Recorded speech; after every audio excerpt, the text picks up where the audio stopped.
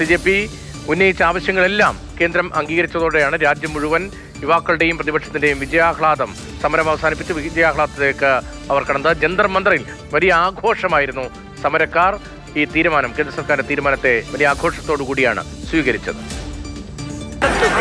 വലിയ വിജയാഹ്ലാദ പ്രകടനങ്ങളാണ് ഇപ്പോൾ ജന്തർ മന്ദറിൽ നമുക്ക് എവിടെയും കാണാൻ വേണ്ടി കഴിയുന്നത്. ഇത് ഒരു ഐതിഹാസിക വിജയമായാണ് കോക്രോച്ച് ജനതാ പാർട്ടിയുടെയും അതുപോലെ തന്നെ ഈ സമരത്തിൻ്റെ ഭാഗമായിട്ടിരുന്ന എല്ലാവരും വ്യക്തമാക്കിയിരുന്നത്. ഇപ്പോൾ പലതരത്തിലുള്ള കൊടികൾ നമുക്കിവിടെ കാണാം. ഈ പ്രത്യക്ഷത്തിൽ കോൺഗ്രസോ യൂത്ത് കോൺഗ്രസോ ഈ സമരവേദിയിൽ വന്നിരുന്നില്ല.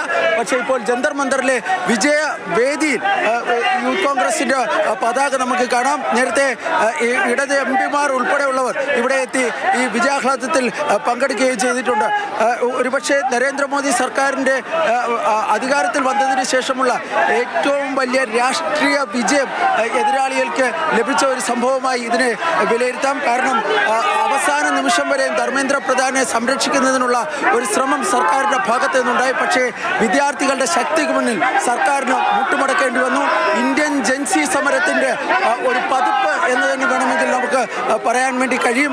ഈ സംഘർഷം കൈവിട്ടു പോയില്ല എന്നത് മാത്രമാണ് ഒരു പ്രധാനപ്പെട്ട കാര്യം. പക്ഷേ അതിനപ്പുറത്തേക്ക് സമാധാനപൂർണ്ണമായി ഒരു മന്ത്രിയുടെ, അതായത് വിദ്യാഭ്യാസ മേഖലയെ തന്നെ തകർത്തുവെന്ന് പ്രതിപക്ഷം ആരോപിക്കുന്ന, ചരിത്രത്തിലെ തന്നെ വലിയ അഴിമതി മുങ്ങിക്കുളിച്ച ഒരു മന്ത്രി എന്ന് പ്രതിപക്ഷം ആരോപിക്കുന്ന ഒരു മന്ത്രിയുടെ രാജിയിലേക്ക് കാര്യങ്ങൾ കൊണ്ടെത്തിക്കാൻ വേണ്ടി കഴിഞ്ഞു എന്നത് പ്രതിപക്ഷ പാർട്ടികളുടെയും ഈ വിദ്യാർത്ഥികളുടെയും വലിയ വിജയമായാണ് വിലയിരുത്തപ്പെടുന്നത്. നമുക്ക് കാണാം എവിടെയും ഈ വലിയ വിജയാഹ്ലാദ പ്രകടനമാണ് ഇപ്പോൾ നടന്നുകൊണ്ടിരിക്കുന്നത്.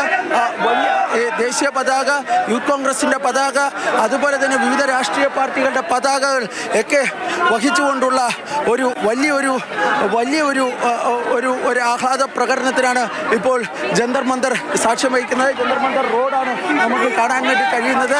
ഇവിടെ വലിയ ആൾക്കൂട്ടമുണ്ട്. ഈ ആളുകളോട് പിരിഞ്ഞു പോകണമെന്ന് ഈ അഭിജിത് ദീപ്ക ഉൾപ്പെടെയുള്ളവർ നിർദ്ദേശിക്കുന്നുണ്ട്. പക്ഷേ എന്നിരുന്നാൽ പോലും ഈ വിജയാഹ്ലാദത്തിൽ പങ്കെടുത്തുകൊണ്ട് ഈ ആളുകൾ ഇപ്പോഴും ജന്തർ മന്ദറിൽ തന്നെ തുടരുകയാണ്. ഏതായാലും ഈ ഐതിഹാസികമായ ഈ സമര വിജയത്തെ വലിയ ആഘോഷമാക്കി മാറ്റുകയാണ് കോക്രോച്ച് ജനതാ പാർട്ടിയും പ്രതിപക്ഷ പാർട്ടികളും. ജന്തർ മന്ദറിൽ നിന്നും സ്റ്റീഫൻ മാത്യുവിനൊപ്പം B. ബാലഗോപാൽ, മാതൃഭൂമി ന്യൂസ്.